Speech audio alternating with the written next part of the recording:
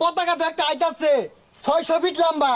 এ সর্বনাশ 600 ফুট, তোটা কই ফুট রে? আর্জেন্টিনার কোচ ইসকালোনি নিজে মেশিন দিয়ে সেলাই হইরা বানাইছে যে ওটা প্যাকেট করে বানাইতাছে আইতাছে কার বিমান দিয়া।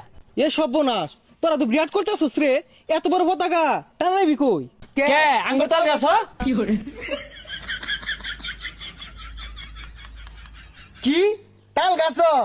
তাল গাছের গুড়ি তুই যাস ভাই, তোরটা আমি আগেই মাপছে আনলাম। তাল গাছের গুড়িত গেলে কম্বরের নিচে খুব হইব, কম্বরের নিচে।